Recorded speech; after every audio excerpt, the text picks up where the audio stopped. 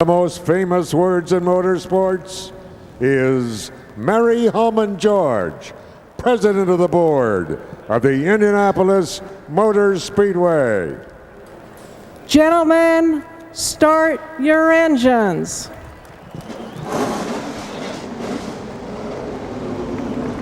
With those words, Chairman of the Board, Mary Holman George, signals what may be remembered as yet another historic day here at the Indianapolis Motor Speedway. Because for the first time in this storied facility's 93-year history, another race will share the stage during the month of May with the famed Indianapolis 500.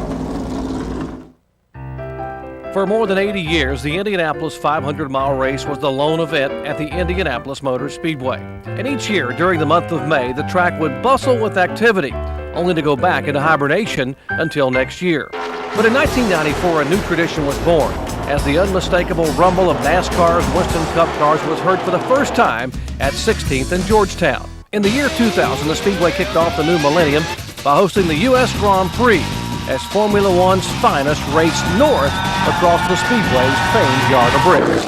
Now, for the first time, the Indianapolis 500 will share the spotlight on racing's grandest stage as the Indy Racing League's Infiniti Pro Series makes its debut here on the world's most famous race course. Today, we'll find out who will be the first to add his name to the list of legends who've claimed victory here at the Indianapolis Motor Speedway.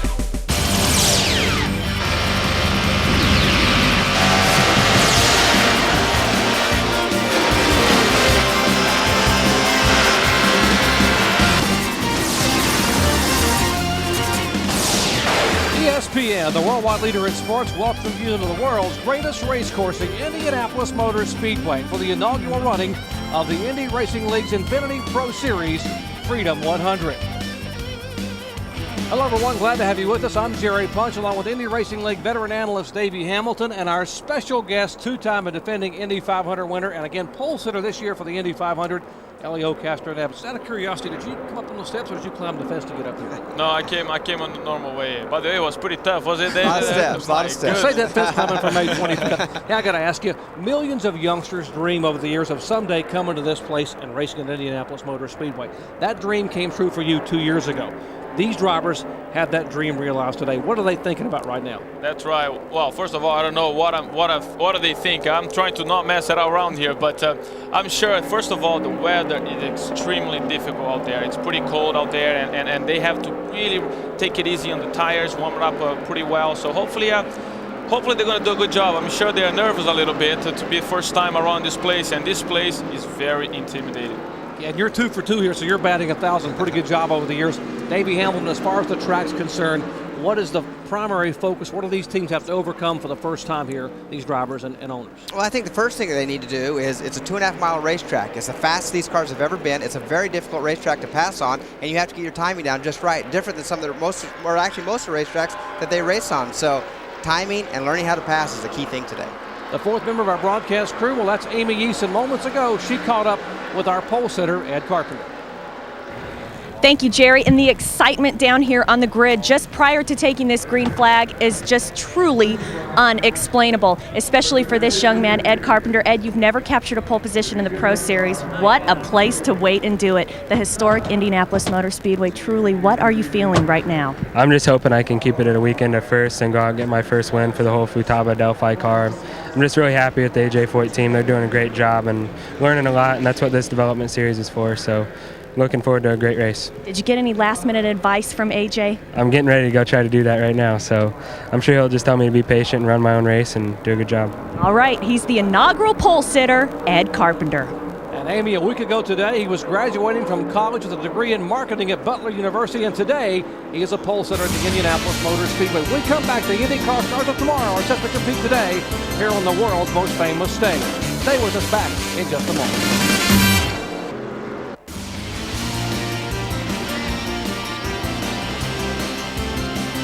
ESPN Speed World coverage of the inaugural Freedom 100 from Indianapolis Motor Speedway is being brought to you by Firestone, America's tire since 1900. Getting set for the start at Indianapolis Motor Speedway. History being made. There is Ed Carpenter on the front row alongside Mark Taylor. Foyt Racing and Panther Racing. Taylor's a two-time winner this year in both events. Row 2, Simmons and Beardsley. Lyondike and Aaron Fight back in row 3. Corey Witherill, who ran Indianapolis in the Indy 500 back in 2001, back in row 4 alongside Tiago Medeiros. They come down side by side, and Billy Gibbons, lead singer for ZZ Top, will wave the green flag in a history-making day at the Indianapolis Motor Speedway.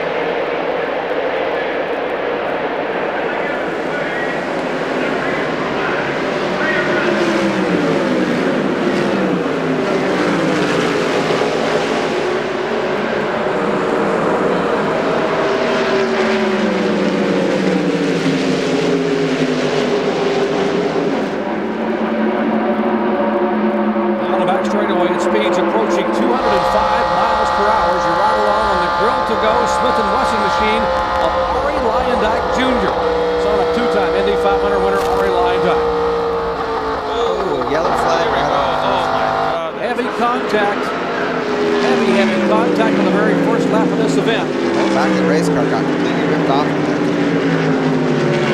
He really made a brave move going inside, but unfortunately there were a lot of cars going on. The air was totally dirty air, so that's what caught him on the accident.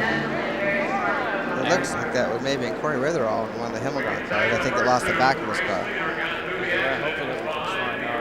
It's one of those things that right on the first lap, you don't want to do that. You want to take a little time, but unfortunately that's those situations, you're right there. You want to pass when you have opportunity, and things like that happen. Unfortunately, cold tires, back to the cold weather that Ely was talking about earlier. You got to be careful, especially on the first lap. And you know something, the wind is a very strong, especially from back straight to turn 1. Basically turn 3 right now, it's kind of a little loose, as my little experience. I'm still learning out there, so they have to keep watching those things. Look, as soon as he passed the guy spun. There's a replay of the heavy impact. One car is spinning. Matt Beardsley involved in the 12 car. Beardsley, the Alpine Bank Old Republic land title machine. There's the the wing section and part of the gearbox of Beardsley's car.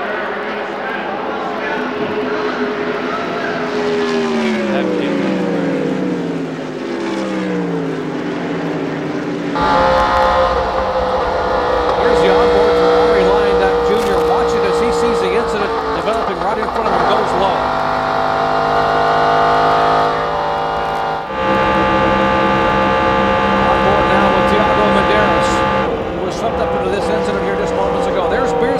Wiggling, and here comes Tiago. Well, you never like to see that. That's a bad view. Tiago Medeiros, and really when that happens in front of you, Elio, there's not a whole lot you can do. Oh no, not at all. The guy spun. Actually, when he made the pass, he was a little understeer. I believe what happened is he took the air from the back of the car, in front of the car, and Tiago. There is no way he was on the outside, and the guy starts spinning. That was a shame, because you want to see no accident at all, but things like that always going to happen in racing. All right, we are under yellow for the first time today on lap number 1. Heavy contact involving 2 cars, Beardsley and Medeiros. Updates when we come back. Back at Indianapolis Motor Speedway, the grill-to-go Smith & Wesson machine of Ari Lyondike Jr. is on pit road, and he has a problem. Smoke billowing from beneath the back of that machine as we are under yellow. Yellow coming out on lap number 1 as Ari Lyondike Jr.'s car has come to rest. There is Ari Sr. His plans to run this year in Indianapolis were short-circuited after an incident last week, and he was not cleared to drive. Let's show you why we're under yellow here on the very first lap of this event. Heavy impact involving Matt Beardsley and Tiago Medeiros.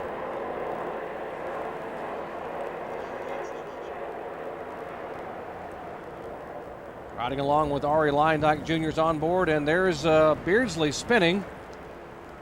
And Tiago, nowhere to go. I mean, you're just along for the ride at that point. When a car in front of you spins like that, and you're already committed to the corner going, excess of 200 miles an hour at that point going into the corner, you just don't have a chance. He just nowhere to go and just along for the ride. Thank God neither one of them are hurt at this point. Yeah, I must have to say there is something that was too early in the race. Obviously, the tires are still a little bit cold, and as I said, the conditions. I think what happened is, in particular that turn, you do have a little more banking. Normally, it's the easiest turn over here in Indianapolis, but depending on the condition of the weather, turn out to be the toughest one. And I guess when Tiago made the pass inside inside. Who was it? You have to understand, guys. I'm new on this thing, you know. Normally, I'm the one that down there actually making the call, you know. I tell you, well, let's show the people. These cars are very similar to what you drive in the Indy Racing League IndyCar Series. They are all Delaras, and they're 3.5-liter V8 engines, horsepower 450 versus about 670 or 700. These have 25-gallon gasoline tanks versus a 35-gallon methanol.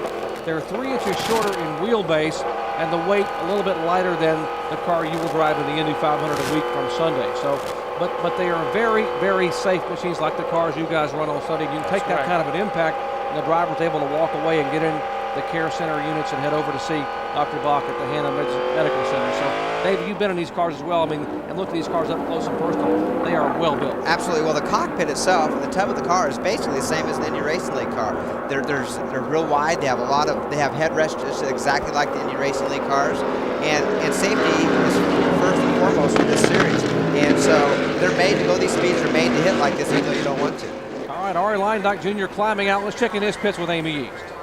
Well, he sure is, Dr. Jerry Punch. And what had happened during this caution, a couple of cars came down pit lane, Marco Ciocci and also Arie Luyendyk Jr. When Arie did come down, the car was on fire. We're getting word now that the alternator caught fire on that car. Arie has climbed out. We'll see if we can get a word from him. He's obviously very disappointed. This is not the way that you want to start off the inaugural Pro Series race here at Indianapolis. We'll let him get his helmet off here.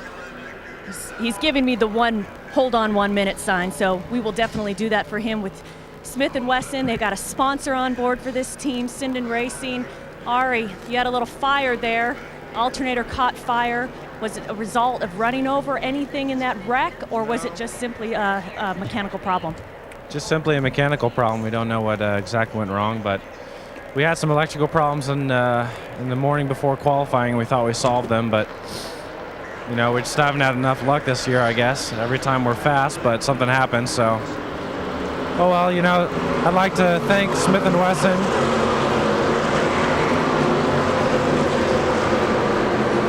2.5 miles Speedway, and they happen to come by us right at this moment of this interview. But definitely got a sponsor on board, Smith & Wesson. It was wonderful for them to come on for you guys for this race. Yeah, Smith & Wesson, I'm glad they came on board. You know, they really helped us out, and Grill to Go stepped up to be the major sponsor. So we had so much support for this race. It's just unfortunate we couldn't do anything with it. I mean, we were fast all week, and it's just disappointing as a driver when the car doesn't work out for you. So. Okay, well, Arie Luyendyk is one of our full-time competitors here on the Pro Series. You can bet that they will be back in full force in Pikes Peak in just a few weeks. All right, thank you, Amy. Arie, a pole sitter last year at Michigan. He finished second 4 times last year. Nashville, Michigan, St. Louis, and Chicago. Still looking for win number 1 in Infiniti to Pro Outfit. It will not come today. Back in just a moment. And NHRA action coming your way. It's the K&N Filter Super Nationals from the most legendary track on the circuit, Englishtown, New Jersey. Coming your way tonight at 6 o'clock Eastern Time. For more, log on to ESPN.com. We are still under yellow at Indianapolis Motor Speedway. There is Mark Taylor being shown in second spot. Let's check in his pits with Amy Yeast. Well, a little interesting note on Mark Taylor and the Panther team is there's something to remember about a lot of these Pro Series drivers. Some of them, for example, had never even raced on an oval until the first race at Homestead. That indeed was the case for Mark Taylor. He won that race. He won the following race at Phoenix. So not only is it a special event for him to be on a big 2.5-mile historic oval, this is only the 3rd time ever that he's raced on an oval. Won the first 2, feels very confident, especially with the backing of Panther Racing and the advice from Sam Hornish Jr. that he has a strong shot at being in victory lane for the 3rd time this season. Mark Taylor's background, Amy, thank you. British Formula Ford back in '99. He had 2 wins and 7 top 3s in British Formula 3. And it is quite a transition, Elio Castroneves, to come from those road courses to an oval like this, or maybe even a Michigan or even a Texas. Oh, for sure. I mean, Mark Taylor, for example, he did a couple of, before he started running Formula 3 in England, he did a couple of runs in Brazil with my own team, my ex-team over there. And for sure helps a lot, you know, and that's what sometimes people kind of don't understand when the Brazilians are doing so well. It's because when I started with 11 years old, and when I went to a formula like wings, stuff like that, I was already like 16, and I had some quite experience, to already understanding about the car. I had my, my crashes, I had my problems and stuff like that, but all of a sudden at the end of the day, I was learning, and I'm still learning today, so it's easier to tell the engineers how the car is doing or stuff like that, especially in this series. It's so equal that basically everybody has the same chassis, and this is very interesting because when the drivers know how to pick, say, hey, listen, I need less front wing, or the springs are too stiff, that will make the driver during the long run and improving his career for success. Well, this series is only 10 months old, and I think that had this series been around a few years ago, it would have afforded people like yourself and others a chance to come run over. I mean, it basically is the development series for the future stars of the Indy racing. Especially here in Indianapolis, it's such a challenging track, and when you have an opportunity like those guys are having, it's awesome. The 37's having a little trouble. It's kind of tough, for right now those guys like Thiago, Matt, and Ari having problems like that because all of a sudden, man, you don't want to have right in the beginning of the race. Have to be in the pits, That's a hard break. The good part about it is for these drivers, just like down in the NASCAR country where they have a Grand National Series which runs on those Saturdays, and all the big owners are there watching these cars. Here in Indianapolis, they're on the world stage. All the owners, the Roger Penske's, the Kellys, the Ray Hall Letterman, everyone's down there watching these people and saying, you know what, that young man's got a lot of talent. Absolutely. I'm going to keep an eye on him. Absolutely. You want to do it very well, because everybody's watching. Look, you see AJ Foyt fourth, is that right? Yeah, AJ the fourth, and Alceo Salazar both there. They're watching. I'm sure they're giving tips or trying to find who is in a good shape or They're not. just looking to see who's going to take their ride. Well, I mean, look what the series did for AJ Foyt the fourth. I mean, he had 4 poles and 4 wins last year, and his grandpa said, "Hey, you're far enough along that we can bring you into the Indy Racing League IndyCar Series." And That's true. And now there's the legendary Super Tex. His grandson qualifies for the Indianapolis 500, and that young man will turn 19 on May 25th on race day. How about being 19 years of age and running your first Indianapolis 500? Oh my God, I still like knowing about Indianapolis at 19, And he's got a tough job ahead of him. I've drove for AJ. I know how that Texan is, and he wants results. I mean, he expects results. He's won this race 4 times as an owner. He's won it 4 times as a driver, once as an owner, and it's his grandson. So obviously he feels that he wants his grandson to do well, but he expects him to do well as well as all the other drivers. 5-time winner here, 4 driving himself, once for Kenny Breck just a couple of years ago, a few years back, right. and now brings his grandson. The first time since 1993 that we've got an Andretti, an Unser, and a Foyt in the starting lineup for the Indianapolis 500. So much at stake here. Michael Andretti's final start, his 14th and final Indy 500. The guy to my right here, Elio Castroneves, could become the first driver in Indy history to climb 3 consecutive fences. First, before we climb the fence, first we need to finish. So basically, let's take step by step. And just a quick note here, I believe Billy Rowe, he stepped out of the car, and unfortunately, I believe his day is over. That's one of those deals, you don't know, you don't want those things happening right at the beginning. And even for the drivers right now in the car, they don't want to keep going the yellow flag. It's you don't want to make your tires even cooler. The tire pressure is too low. Those situations, it's horrible when you restart the race because if you don't be prepared, something will happen.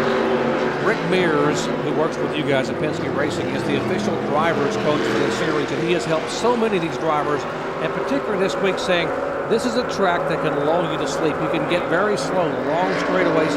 Is it more difficult to concentrate here than maybe other places because you have the straightaways so long, the turns so long? Yes, it's so long that you start looking your time. You start looking you take the tear off from your visor. You start talking to the pits, and those situations it's very difficult because, as I said, this track changed so much. Anything might happen, so it's kind of you have to be focused.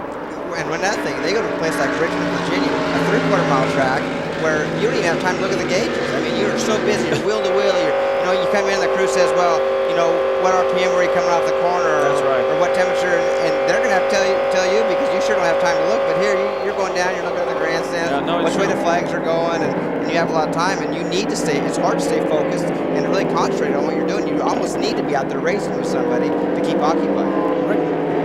Rick Mears, who has 6 poles here and 4 wins, obviously knows a lot about this racetrack. I heard him tell some of the drivers, he said, you have to think fast, but drive slowly. Everything you do has to be very, very slow and That's fluid, true. very deliberate. No, it's literally it's like that. Let me tell you about Rick Mears. I mean, the guy, believe it or not, 2001, I was the rookie here and I ended up winning the race. And I guess we're going to go green flag. Here we go.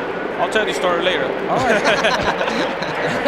Castro Nevis, our special guest today at Indianapolis Motor Speedway. Another great start for Ed Carpenter. I mean, he started on the pole, got a lead on the first start. Here's the restart. Really, the first real great flag lap hopefully here. Did you hear the engine? It's flat out. That's why you have to be really careful in those conditions. You have to be on top of it. And right now, the number 4, Mark Taylor, he's right on the gearbox. And that's, oh my God, Jesus. 33, Fred Delansky up across and noses head first into the wall. The 37-year-old driver from the World of Outlaw Series, making his very first Infiniti Pro Series start, will bring out yellow number 2 here on lap number 10. Oh boy, I tell you, that was a hard hit. You see, thank God they're using those hands device, guys. I tell you, oof, that would be tough. This guy's been one of their busiest guys this weekend. He's also racing the World Outlaws this weekend. He's been flying back and forth from Charlotte to here and run his World Outlaw car. They're coming back here qualifying this car and back and forth to Charlotte. Matter of fact, they were looking for a replacement for this car in case of rain delay this afternoon. If they had to go tonight, he was looking for a replacement. Last 2 nights he was at Williams Grove. Tonight he will head to Hagerstown, Maryland, and then Sunday to Grandview, Pennsylvania. And this World of Outlaw driver, 3rd in the points, finished last year behind Steve, the King of the Outlaws, Kinzer, and Danny the Dude Lasowski. But had a tough one here on lap number 10 as he brings out yellow for the 2nd time today. I guess he's going to be flying to the hospital right now. At least to check out. Yeah, he gets to see Dr. Bog, doesn't he? Oh boy, and I tell you, doctor, look at that. Let's see what happens. You couldn't see maybe a little. He still stepped on the gas. He couldn't do that. He's still on the gas, and when he get off he should at least let it go. Just let it go, exactly. Yeah.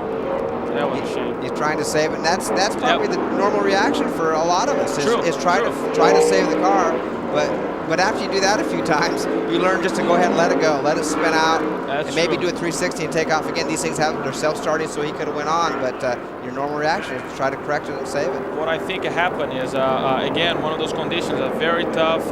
Tire pressure is too low, temperature is too low, and what happened? The rear just escaped from his end, and the only thing is start to pray that time.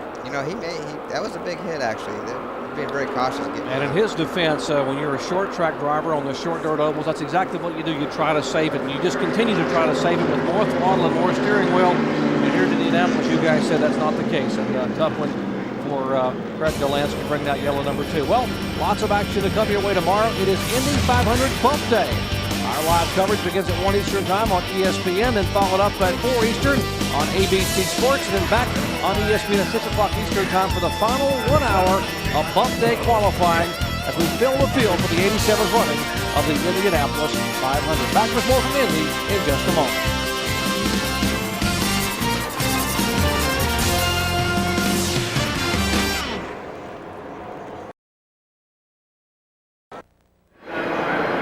Our Speedway coverage continues here at the Indianapolis Motor Speedway as we are getting set for the restart of the Indy Racing League Infiniti Pro Series inaugural Freedom 100 here at the Indianapolis Motor Speedway. How appropriate the Freedom 100 run on Armed Forces Day in Indianapolis. I'm Jerry Punch along with Davey Hamilton, and on pit road is Amy East. Glad to have you with us. The first 12 laps run on Saturday, all led by 22-year-old Ed Carpenter from just 2 blocks away from the racetrack. Your Indianapolis native Carpenter in the Futaba Delphi AJ Foot racing machine led all 12. He was our pole sitter. Mark Taylor, who won both events this year thus far at Homestead and Phoenix, running in 2nd spot.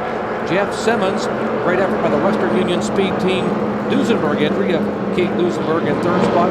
Aaron Fike has gained 2 spots Aaron Fike, the winner last year at Chicago, up in fourth. Last year's winner at Nashville. Corey Witherell in the fifth spot. Paul Baina up 4 positions from 10th to 6th. Jonathan Irwin has made a big jump from 12th to 7th spot. And look back, Brandon Irwin, who did not qualify because he couldn't get the car back together because of a clutch problem, come all the way from 19th starting spot up to 11th. He has gained 8 positions in the natural golf entry. Watch for Irwin to be a factor here before this afternoon is over. Davey Hamilton, they ran 12 laps yesterday. We had 2 caution flags. The incident on lap 1 involving Matt Beardsley and Tiago Medeiros. Both those drivers okay. Beardsley with a little bit of a laceration repair. Medeiros x-rays, but they were all negative. Here's our onboard cameras. The onboard for the Futaba AJ Foyt Delphi Racing efforts for Ed Carpenter. We'll also be riding along with the Fulmar Panther effort for Mark Taylor. One driver had problems yesterday. The grill to go, Smith & Wesson entry of Ari Lyandat Jr., who came in with an alternator fire, is back restarting here in the back of the pack. Glad to have you with us. Paul Blevins waves the green flag, and the Infiniti Pro Series Freedom 100 is back underway at the Indianapolis Motor Speedway.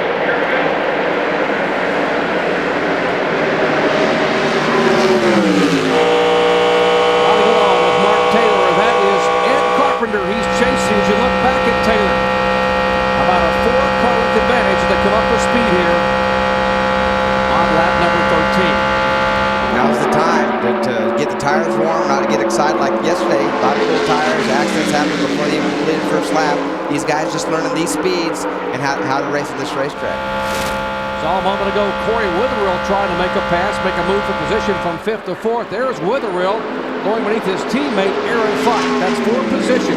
Both the cars, the WSA car of Witherell and the one behind him for Fike, are owned by Himmelgarn Johnson Racing. And the name Himmelgarn sounds familiar. That is Ron Himmelgarn. Ooh, yellow out already. Another first lap incident. And the caution back on the racetrack, turn 4, pretty solid impact. That looks to be the 27 car of Peterson. That is Gary Peterson, the automatic fire sprinklers machine. Peterson, 51 years of age, out of Huntington Beach, California.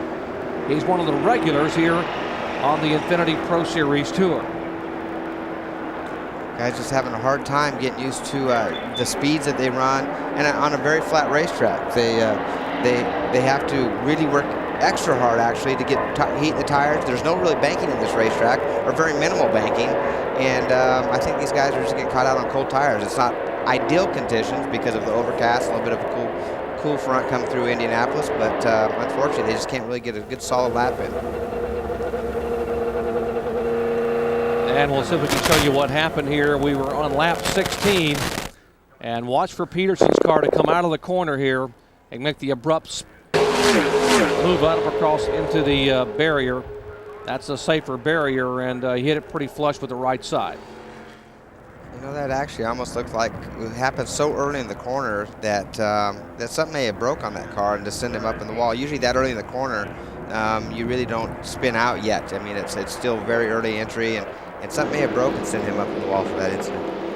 Well, you saw a moment ago Tom Wood's car on pit road, and there is Gary Peterson climbing out of his car. So kudos to Roger Bailey and all the folks involved with this series. These cars are very, very safe. They are all Dallara chassis. They are well built, just like the senior partners, the Indy Racing League IndyCar Series, just a slightly smaller version. So the AFS machine in the wall to bring out yellow number 3 here, and the first one today in the Infiniti Pro Series Freedom 100. Well, Ed Carpenter continues to lead. It is Taylor, Simmons, Witherell, and Fike in the top 5.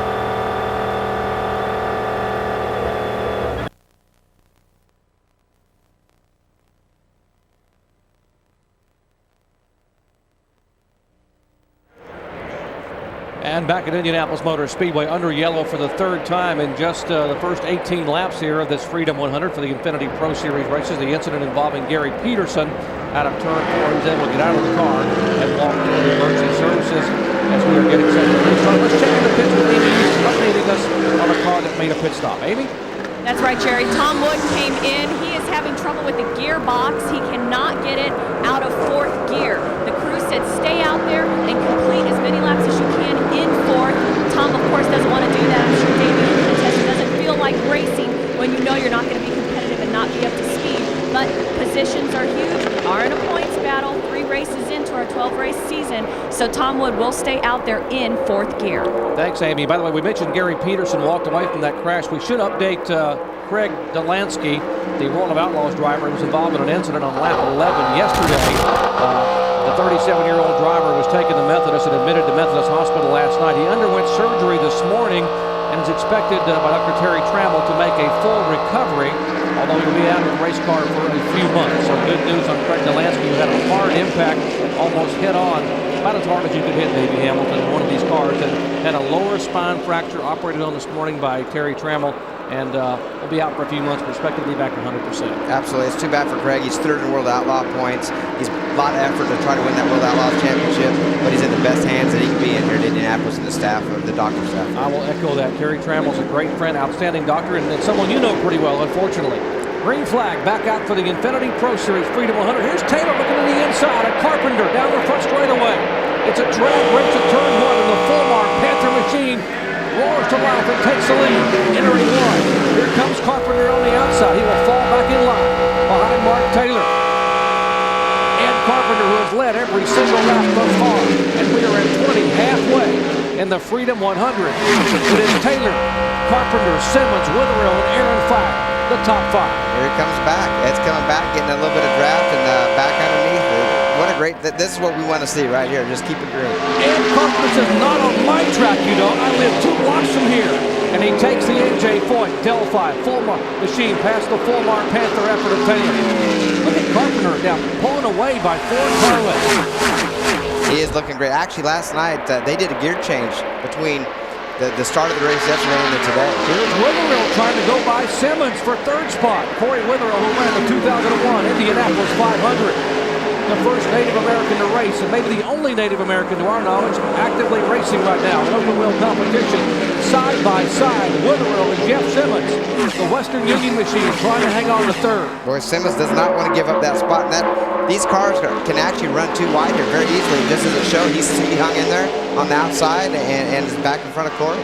Great 195-mile-per-hour draft. There is the Western Union car of Simmons. Witherill. Behind him, then Witherill's teammate Aaron Fike. Ed's continuing to pull out a little bit of a lead. Like I said yesterday, they made a gear change, they gambled a little bit. And obviously AJ knows this racetrack, and the gamble looks to be paying off. It means he's pulling away. I tell you what, Fike and Witherill, these 3 here should not look in their mirror, because Jonathan Erlin in the budget rental-car machine's coming in a hurry. So is Brandon Irwin in the natural golf effort. Both of those coming from the back of the field as we ride along now with our leader on board, Ed Carpenter, who's now pulling away by about 15 car lengths over Mark Taylor.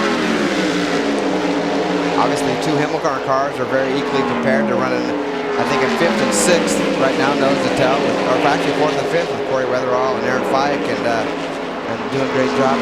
Simmons, I'm surprised Simmons hasn't pulled up. I think that maybe later in the race he may have some for this guy.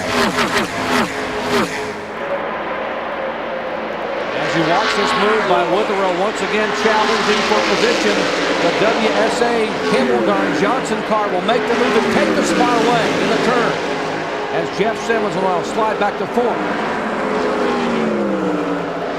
That looks like a very experienced driver's move, and we talked about the fact that Davey Hamilton and Corey Witherill has won the Indianapolis 500. That's got to be a huge advantage for him. You know, as I said yesterday on the show, timing is everything at this racetrack. You have to get the timing down, and here he goes, look at by Mark Taylor. What a great move. You have to have a run down these long 5/8 of a mile straightaways and make the pass on entry of the corner, and that's exactly what Corey's doing. You can see the experience coming out of him. We'll just see if he can catch up with Ed now. Corey Witherill now has taken the 2nd spot away and sets his sights on Ed Carpenter, who has pulled away to an advantage of almost 2 seconds. That's 2nd and 3rd on your screen. Here comes Taylor trying to battle back, riding along on the full Mark Panther onboard camera for Mark Taylor, born in Wimbledon, England, where they play a little bit of tennis over there. Taylor, he's not used to following anybody. The first 2 races, he's been able to pull off some wins, his first time on ovals. But this track is an oval, but it's so much different than any other oval that they run on. It's going to be hard to really use the tactics he had on Phoenix and Miami at this racetrack. On your screen, and it's Witherill in 2nd. Taylor is 3rd as you ride along with him. Behind this car of Mark Taylor is Jeff Simmons in the Western Union Duesenberg effort. And And behind Simmons now is Jonathan Erlin in the Budget sponsored machine, Budget Rent-A-Car. Here is Taylor once again on the straightaway, trying to muscle by Corey Witherill into turn 1. Witherill battling back, said, I'm trying to hang all I can, but these cars need air on the wings. It's hard to run side by side. If you lose some air, we saw what happened in the lap 1 yesterday with Matt Beardsley. The closer you run with these cars, the worse they handle. They really rely on the air on those wings. But it looks like Corey's kind of been running a low line these last few laps, and I don't know if his car is handling differently or if something may be changing on his car. Here comes Jeff Simmons. Where did he come from? This is the car that passed Mark Taylor and led 11 laps at Homestead, only to get up in the marbles and spin. The only other driver to have led coming into this one was Simmons, and now he looks to the inside, squeezes Taylor up out of the groove, and will try to make the pass. Coming up on a lap car already of Tom Wood, who can't. Very frustrating for Tom. He wants to race. He wants to go out there and try to win this race. With a gearbox problem, he's obviously in the points. He wants to gain all the points he can. So the crew sends him out and says, just ride around, do the best we can. Tom Wood, who finished 6th at Homestead, of course, in the Super 8 motels, where you heard Amy talk about the gearbox problems they had earlier. There's the differential, as Ed Carpenter has said, see ya. He will hold on to the lead, but here is the battle continuing to wait for second spot. Simmons and Taylor side by side. Great Infiniti Pro Series action at the Indianapolis Motor Speedway. Carpenter is the leader.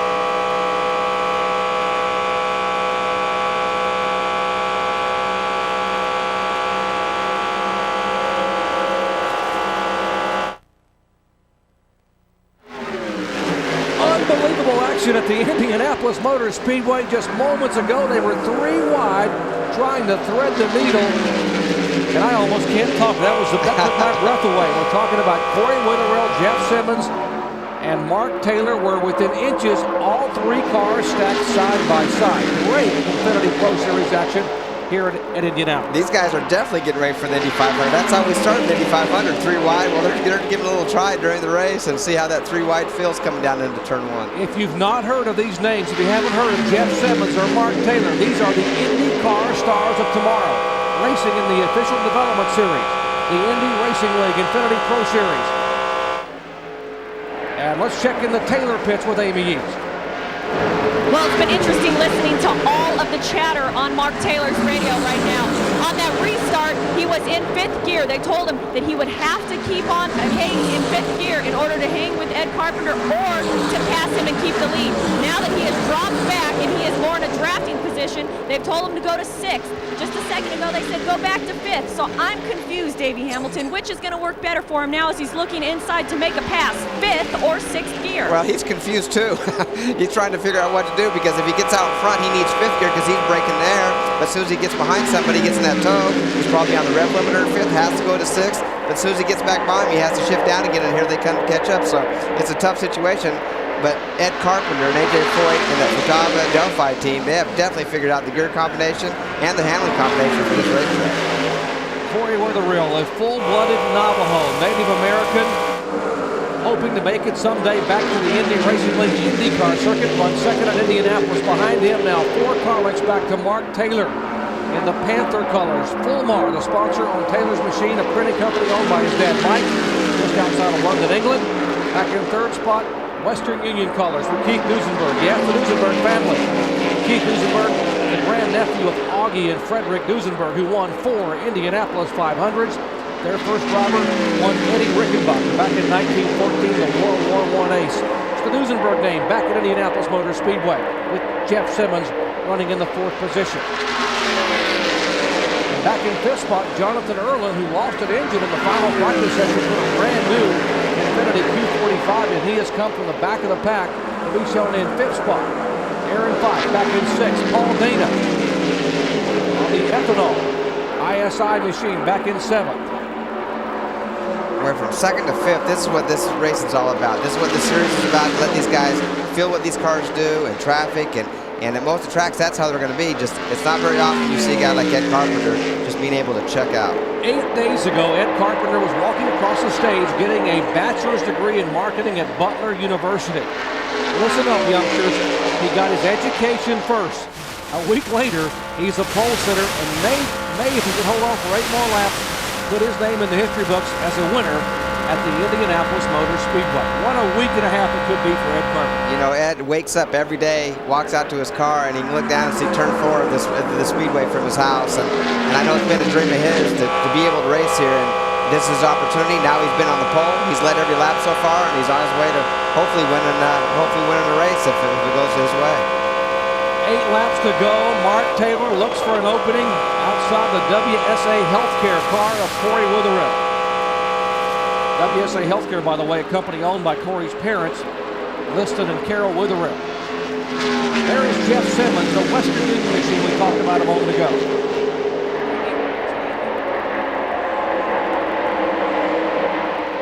And here's the battle between Simmons. Here comes Irwin, the Canadian, looking for a bit inside of Simmons. Great job by Jonathan Irwin, the budget rent-a-car machine. Irwin out of Ontario, Canada.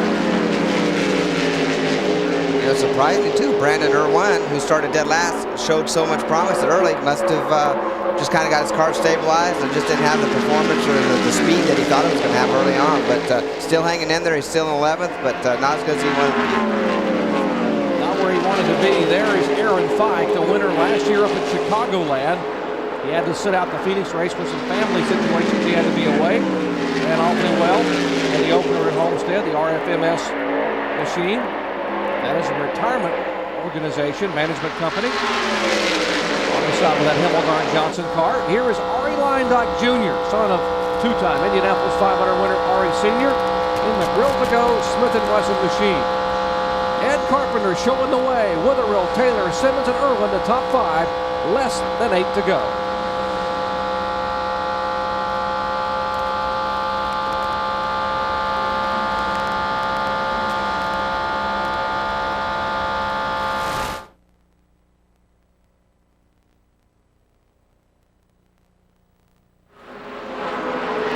Final laps back at the Indianapolis Motor Speedway. History-making day.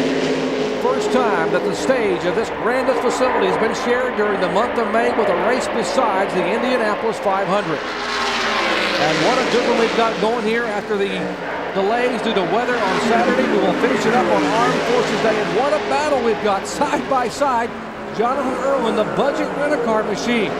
Budget battles Western Union for position. That is for 4th spot. These guys are doing a great job running side by side. They're giving each other room. They're doing exactly what they're supposed to do. If you're on the outside, give the guy on the bottom room. If you're on the inside, don't turn in really late. Don't make a right turn before you turn left, which is the preferred line around this racetrack. So they're doing a great job running side by side and getting a lot of experience. And this is exactly what they need, some green flag racing. Those are the words of Davey Hamilton, Indy Racing League veteran who's racing this track many, many times. I'm Jerry Punch along with Davey. Amy East covering the action on pit road. Final 5 laps of this inaugural Freedom 100 for the Indy Racing League's Infiniti Pro Series. They're all probably wondering where Ed Carpenter. When you see Corey Witherill taking a really low line around the racetrack, he's way off the wall in the short shoots. He comes off the corners very, very low, as you see there, going down the back straightaway. And just, I think he's being a little defensive. He's probably got, that's all the car has, just trying to keep his keep that second place position. You see these cars lining up. How important is the draft here? I know they all have the same engine and basically the same chassis. Is the draft a way to be able to make up time and maybe get a shot at a pass? Absolutely, and you can see that Taylor, he is running the line, the kind of the preferred line, back up towards the wall, where Corey's running very, very low. But normally you scuff off too much speed around a low line like that, but he's protecting the line. But Mark Taylor gets in that draft, it sucks him up, but not enough to get by him before the entry of the corner. Jeff Simmons had a near miss at the moment ago, almost white-walled it in that Western Union machine, trying to get every inch he can out of the car. That's what we see in the Indianapolis 500. Guys are running all the way out within inches of that right side white wall. Absolutely. You can tell by the lines on the racetrack, the darker area on the racetrack to where the groove really is. And we get inches. And some of these guys that have a lot of experience around here get literally almost white wall the tires and brush the wall. And you think Eddie Cheever is one of the best. He's not here this year, but he could get so close without touching that wall. But he maximizes the racetrack. He uses every inch available. 3 laps to go in the Freedom 100. Ed Carpenter has dominated from the pole and led the majority of this one. Here is the battle for second, third, fourth, and fifth. Corey Witherill at 31 years of age. Out of Los Angeles, California, the Himmelgarn Johnson WSA Healthcare machine holding on to second. There is Witherill. Right behind him, a two-time winner this year. The Fulmar printing bright yellow Panther colors for Mark Taylor. That is second and third. Just feet apart. Here comes Taylor once again with 3 laps to go. Does he have enough to get by on the outside? Side by side, wheel to wheel, it is Witherill and Taylor. Well, they're both fighting, aren't they? That's great. That's what this is all about. Just learning how to race side by side, get experience, so they can try to move up in the Indy racing, which I know both these guys want to be in the big cars soon. The crews up and down pit road, standing and cheering, pumping their fists, watching this action here in the Infiniti Pro Series final laps. And now here comes Jeff Simmons. Don't count him out. Remember, that's the battle for second. These are second, third, fourth, and fifth. Ed Carpenter has pulled away to a comfortable advantage over this battle here for second through fifth. Surprisingly, Ed, he's running laps at 188 mile an hour range. That's where he qualified. He's running as fast in this race as he qualified, but he's 3 miles an hour faster than this group right here. Still going to win. White flag is waved by Paul Blevins to that man right there, 22-year-old Indianapolis native Ed Carpenter. The car is owned by Supertex A.J. Foyt, who last year allowed his grandson to win 4 poles and 4 races before making the move to the IndyCar Series, and he has qualified, talking about A.J. Foyt, for the Indianapolis 500. Ed Carpenter has never won an Infiniti Pro Series event, but he is a half a lap away from etching his name into Indianapolis history. This is the one to win. If you're going to win the first one and win one, this is definitely the one to do it at. It's his mom and Jack and AJ all looking on, and here he comes. Ed Carpenter, sigh of relief for this guy. Son of Laura George, stepson of Tony George, comes down to the applause of the team and the family. And Ed Carpenter is a winner at the Indianapolis Motor Speedway. The Futaba Delphi Ford racing machine takes the victory. And the inaugural Freedom 100, and there's his mom, Laura George, a big, big smile. And how excited she must be for her son, Ed Carpenter, who lives just 2 blocks away. And imagine what's going through that young man's mind right now. Let's check in here from Mom. Amy? Well, there's lots of smiles, cheers, and even some tears down here. Laura, how exciting is this for you? A proud mom. Your son just graduates from college a couple of weeks ago, and now he's a winner at the Indianapolis Motor Speedway. I'm just so happy for Ed. I know this means the world to him, and he finally got it. Out of all the excitement that's come into this, I know Ed says he's feel like there's a little bit more pressure on him to perform here. He wakes up every morning, he sees the Speedway from his house. As a mother, do you help your son get through all the pressures of racing, especially here at IMS? I don't know that I can do anything for him. He just keeps a cool head somehow. I don't know how he does it. All right, well, this is a really proud mother. Laura George, she's going to be heading down to Victory Circle to see her son, Ed. And Amy, there comes Ed Carpenter. You saw A.J. Foyt walk by. He's very, very proud of this young man. And we mentioned his son won the championship in this series a year ago. A.J., a 5-time winner at Indianapolis Motor Speedway, 4 as an owner-driver, and then Kenny Breck winning as a driver only. So now this maybe counts as 6 for A.J. Give Penske a run for his money. Okay. Carpenter, Witherill, Taylor, Simmons, and Earl in the top 5 here in the finish of the Freedom 100. Victory lane when we come back.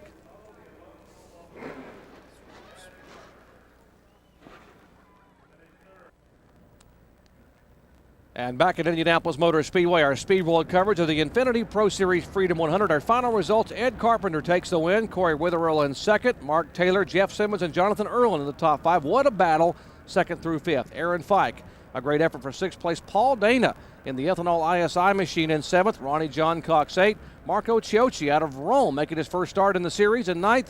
And Rolando Quintanilla out of Mexico, coming back after running 6 a year ago, finishes in the top 10. Pretty good effort by Brandon Irwin in the Natural Golf machine, coming from back of the pack to finish 11th. Scott Harrington 12th, Tom Wood 13th, Billy Rowe 14th, and Ari Langdyke Jr. 15th. Gary Peterson, Craig Delansky, Matt Beardsley, and Tiago Medeiros rounding out the field here. Unofficial results for the Freedom 100. Well, in 1911, Ray Haroon won the inaugural Indianapolis 500.